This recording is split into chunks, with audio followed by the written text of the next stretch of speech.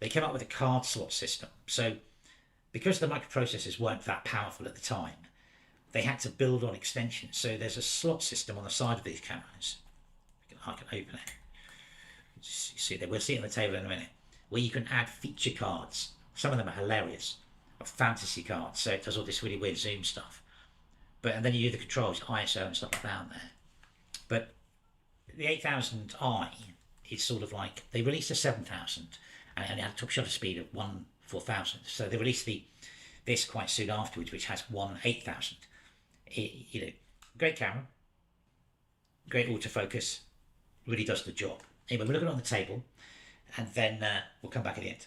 Okay, so here we go. This is the Minolta 8000i. Now, one of their autofocus cameras, as I've discussed, and really basic functions across the top here.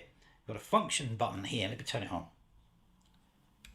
Okay, so over on this display panel over here, this LCD display, you basically shows you the giant P means I'm in program mode, and you can switch the mode button here and then just move the slider at the front and go through your modes: aperture priority, shutter priority, or what have we got there, and back again. Now if you get stuck on a mode at any time, you can just press the P button and it reverts you back to all the settings we set.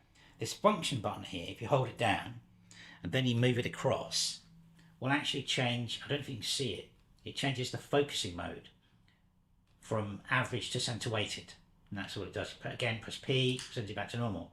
Now on the back of the camera, you've also got spot focus. So if you hold that down, which is great to be able to do spot focus just as quickly as that, you've now in spot focus mode.